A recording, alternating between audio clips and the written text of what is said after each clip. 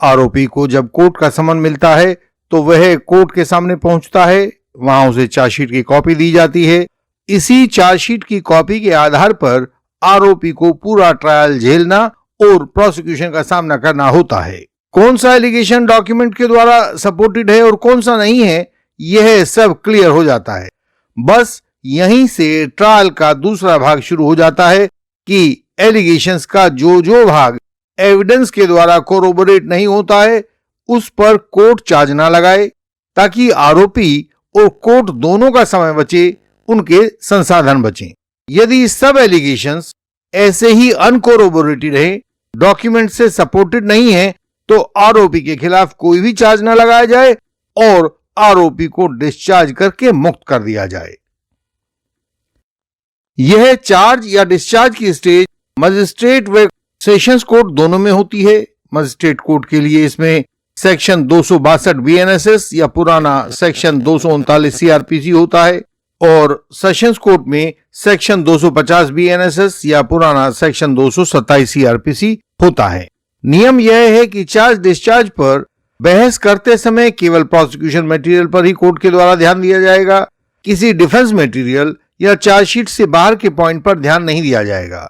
तो ऐसा आर्ग्यूमेंट तभी हो पाता है जब आप पूरी चार्जशीट, रिकॉर्ड और एविडेंस का गहन अध्ययन कर लेते हो। नियम यह रहता है कि पूरे आरोपों, एविडेंस आदि को यदि प्रूव्ड मान भी लिया जाए और फिर भी आरोप ना बनता हो तो आरोपी को डिस्चार्ज किया जा सकता है। तो आज हम यहाँ चार्ज डिस्चार्ज को लेकर आपको डूज एंड डोंट्स की लिस्ट देने जा रहे हैं, जिनका ध्यान रखने से आरोपीगण और एडवोकेट्स महोदय अपना डिस्चार्ज पाने का उद्देश्य प्राप्त कर सकते हैं। इसके लिए हम आपको कुछ डूज बता रहे हैं और अनेक केसेस में इस चार्ज डिस्चार्ज की स्टेज को आरोपियों व एडवोकेट्स के द्वारा कई बार व्यर्थ खराब कर दिया जाता है। उनसे बचना जरूरी होता है। बचने के लिए हम कुछ डोंट्स भी बताने वाले हैं। सबसे पहले देखते हैं डूज को। चार्जशीट मिलते ही असली लड़ाई शुरू हो जाती है, क्योंकि यहीं से तय होता है कि आरोपी का डिफेंस रिकॉर्ड के सहारे लड़ेगा या अंधेरे में भटकेगा। और एक समझदार एडवोकेट कभी भी बिना तैयारी के कोर्ट में कदम नहीं रखते हैं और ना ही अपने आरोपी को कोर्ट में जाने देते हैं। तो पहला डूज है चार्जशीट और सभी डॉक्यूमेंट्स की पूर्ण सप्लाई की लिखित पुष्टि कीजिए, क्योंकि सेक्शन 230 बीएनएसएस जो पहले 207 सीआरपीसी हुआ करता था, उसके तहत चार्जशीट के कंप्लीट पेपर्स मिलना आपका अधिकार है और बिना इनके बहस शुरू करना डिफेंस के लिए एक गंभीर स्ट्रेटेजिक गलती हो जाती है। इससे हमेशा बचना चाहिए। दूसरा डूज है हर पन्ने को, हर पैरा को, हर लाइन को ध्यान से पढ़िए और केवल रिकॉर्ड पर आधारित फैक्ट्स और उनके नोट्स बनाइए। अनुमान या बाहरी जानकारी को बिल्कुल हटा दीजिए।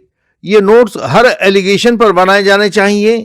ये एलिगेशंस वही होते हैं जो कंप्लेनेंट ने अपनी कंप्लेंट से पैदा किए थे और जिन पर आईओ ने चार्जशीट में अपनी तरफ से सेक्शन लगाकर कोर्ट में भेजा है। अगला डूज है केस डायरी, बयानात 161, 164, साइट प्लान, मेडिकल और डॉक्यूमेंट्री एविडेंस, इन सब के बीच में टाइमलाइन को मैच कीजिए, क्योंकि अक्सर टाइमलाइन का अंतर ही प्रोसिक्यूशन की पूरी कहानी को कमजोर कर देता है। यूपी के एक पोक्सो केस में लड़की की एमएलसी पर लड़की या उसके गार्जियन के साइन नहीं थे। लड़की की एमएलसी पर उसके साइन होने कानूनी जरूरत है। यह अकेली चूक पूरे मेडिकल एविडेंस को डाउटफुल बना देती है और मेडिकल एग्जामिनेशन केस की टाइमलाइन से बाहर निकल जाता है। तो आप ऐसी चूकों पर ध्यान रखिए। अब अगला चरण भावनात्मक बहस का नहीं होता, बल्कि शुद्ध लीगल टेस्ट का होता है, क्योंकि चार्ज कानून की कसौटी पर बनता है और भावनाओं व आरोपों की भाषा का उस पर कोई असर नहीं होता। तो चौथा डूज है प्रत्येक एलिमेंट ऑफ ऑफेंस का इंडिपेंडेंट लीगल टेस्ट बनाइए और देखिए कि प्रोसिक्यूशन को कौन कौन से जरूरी इंग्रेडिएंट्स साबित करने हैं और रिकॉर्ड पे वे वास्तव में मौजूद हैं या नहीं हैं। जैसे जबरदस्ती शारीरिक संबंधों के लिए without consent and against the will, ये दो तत्व होने चाहिए। लेकिन यदि बयान 164 में एलिगेशन के बाद भी दोस्ती बनी रहने की बात कही गई हो, तो without consent and against the will अपने आप अविश्वसनीय बन जाते हैं।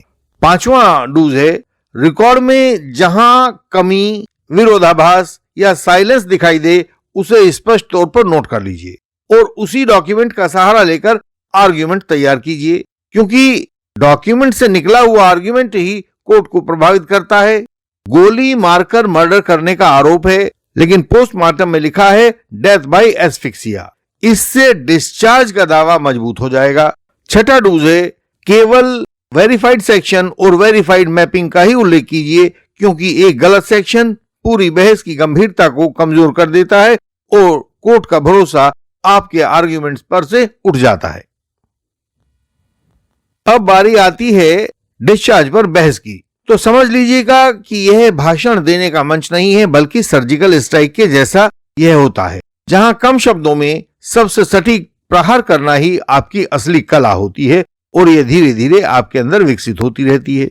सातवां पॉइंट है इसके अंदर डूज में, आर्ग्यूमेंट को संक्षिप्त रखिए, सीधे और कोर्ट पर फोकस्ड रखिए, ताकि जज साहब तुरंत समझ सकें कि रिकॉर्ड में लीगल कमी कहां है, और यह ध्यान रखें कि व्यर्थ की बातों में समय नष्ट न किया जाए।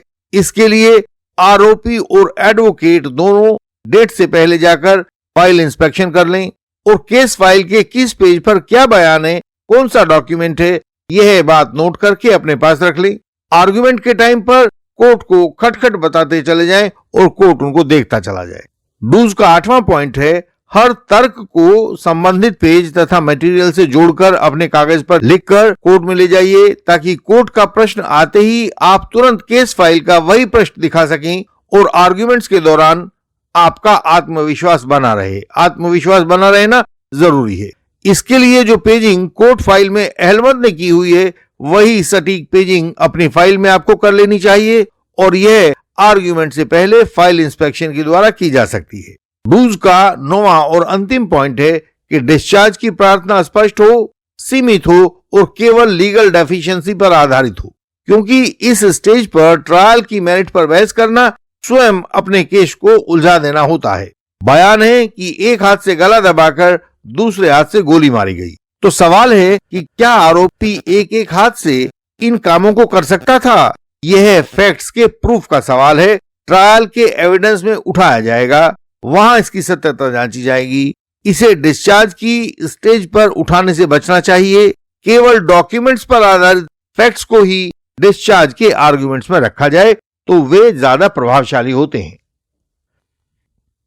अब तस्वीर का दूसरा पहलू देखते हैं, जहां छोटी सी लापरवाही भी सीधे नुकसान में बदल सकती है। इसलिए कुछ गलतियों को करने से हमेशा बचना चाहिए। इनसे बचना ही डिफेंस की पहली सुरक्षा होती है।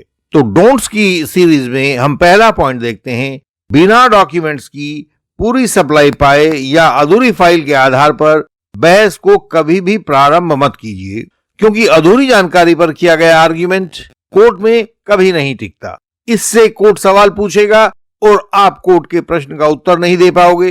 कोर्ट को लगेगा कि आप फॉर्मेलिटी करने के लिए आए हुए हो, डिस्चार्ज पर बहस करने के लिए आप नहीं आए हो। डोंट्स का दूसरा पॉइंट है, अनुमान, कहानी, व्यक्तिगत धारणा या भावनात्मक आर्ग्यूमेंट्स कभी भी पेश ना करें, क्योंकि डिस्चार्ज के आर्ग्यूमेंट्स में कोर्ट केवल रिकॉर्ड्स पर आधारित फैक्ट्स देखता है, उसकी डेफिशिएंसी देखता है। कोई कल्पना, अनुमान या भावना वाला आर्ग्यूमेंट कोर्ट पर कोई भी प्रभाव नहीं छोड़ पाता है। डोंट्स का तीसरा पॉइंट है, रिकॉर्ड में मौजूद न होने वाले फैक्ट्स या डिफेंस मटेरियल या बचाव के नए सिद्धांत इस स्टेज पर बिल्कुल नहीं जोड़े जाने चाहिए, क्योंकि इससे डिफेंस की विश्वसनीयता पर ही प्रश्न चिन्ह लग जाता है। नियम है कि डिस्चार्ज की स्टेज पर केवल प्रोसिक्यूशन मटेरियल ही देखा जाएगा, डिफेंस का पॉइंट नहीं देखा जाएगा। अक्सर डिफेंस जल्दीबाजी में इस स्टेज को ट्रायल बना देता है, जबकि चार्ज फ्रेमिंग केवल पहली नजर की कानूनी स्क्रीनिंग होती है। यह एविडेंस की पूरी जांच नहीं होती। आपने अनेक सुप्रीम कोर्ट जजमेंट्स में भी पढ़ा होगा कि डिस्चार्ज स्टेज पर मिनी ट्रायल करना कानूनन संभव नहीं होता। यदि हाई कोर्ट करता है तो वह भी गलत सुप्रीम कोर्ट ने बताया है। तो हम यहाँ पर डोंट्स में चौथा पॉइंट आपको बता रहे हैं, केस फाइल में डिस्कस किए गए एविडेंस की विश्वसनीयता पर ट्रायल के फाइनल आर्ग्यूमेंट्स जैसी लंबी बहस या उसका माइक्रो एनालिसिस बिल्कुल मत कीजिए, क्योंकि यह स्टेज उस एनालिटिकल बहस के लिए बनी ही नहीं है। यहां तो विदाउट एविडेंस सरसरी तौर पर डॉक्यूमेंट्स को देखा जाता है, उनमें जो एविडेंस मौजूद नहीं है उस पर देखा जाता है कि इस छूट गए एविडेंस से प्रोसिक्यूशन की विश्वसनीयता में कमी आई है या नहीं आई है। डोंट्स का 5वां पॉइंट है, गलत सेक्शन या अनवेरिफाइड अथॉरिटीज का उल्लेख कभी भी मत कीजिए, क्योंकि एक गलत लीगल रेफरेंस पूरे आर्ग्यूमेंट को कमजोर कर देता है और आपकी तथा आपके आर्ग्यूमेंट्स की विश्वसनीयता से कोर्ट का भरोसा उठ जाता है। इस स्टेज पर उद्देश्य केवल यह दिखाना होता है कि रिकॉर्ड प्रथम दृष्टया पर्याप्त नहीं है कि इसके आधार पर चार्ज बनाया जा सके। एक और सबसे बड़ी भूल यहां डिफेंस करता है कि इस स्टेज को हल्का समझ लेता है, जबकि सच यह है कि यहीं से तय होता है कि ट्रायल शुरू होगा या नहीं होगा, यहीं रुक जाएगा या आगे बढ़ेगा। इसलिए इस स्टेज पर डिफेंस का अनुशासन ही उसका असली हथियार होता है। हम आपको डोंट्स का 6वां पॉइंट बताते हैं, लंबी, बार बार दोहराव वाली या गैर जरूरी पॉइंट्स पर आर्गुमेंट्स वाली बहस से कोर्ट का समय नष्ट मत कीजिए, क्योंकि इससे आपके आर्गुमेंट्स के मुख्य बिंदु दब जाते हैं और आपकी बहस का जो कुल प्रभाव है वह कम हो जाता है। डोंट्स का 7वां पॉइंट है, केस लॉ या बाहरी सामग्री का हवाला बिना आवश्यकता के और बिना उसको खुद पढ़े हुए कभी भी नहीं देना चाहिए, क्योंकि अनावश्यक साइटेशंस आपके आर्गुमेंट्स को बहुत भटका देती हैं। कोर्ट को लगता है कि ये समय खींचने के लिए ऐसा कर रहे हैं और वह आपकी बात को हल्के में लेने लगता है।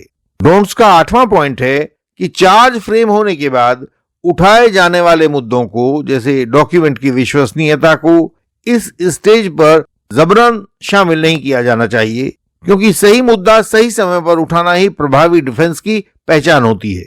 इस एफएसएल रिपोर्ट में सैंपल भेजने का समय नहीं लिखा है, इसलिए यह रिपोर्ट विश्वसनीय नहीं है। ऐसे आर्गुमेंट्स डिस्चार्ज लेवल पर यदि किए जाएंगे तो कोर्ट पहचान जाएगा कि वकील साहब केवल अपने क्लाइंट को दिखाने के लिए बहस कर रहे हैं, उनकी बिल्कुल भी मंशा नहीं है कि वो सच बात को और सही बात को इस समय कोर्ट के सामने उठाएं। दूसरी बात, कोर्ट जान जाएगा कि वकील साहब की तैयारी बिल्कुल भी नहीं है। जब हम चार्ज या डिस्चार्ज की स्टेज को सफलतापूर्वक पार कर लेते हैं और अपने उद्देश्य प्राप्त कर लेते हैं, तो हम वास्तविक ट्रायल में प्रवेश करते हैं, जहां हर बात को कानून पर कसकर देखा जाएगा कि प्रोसिक्यूशन अपना केस सिद्ध कर पाता है या उसके पास पर्याप्त एविडेंस नहीं है, एविडेंस की कमी है।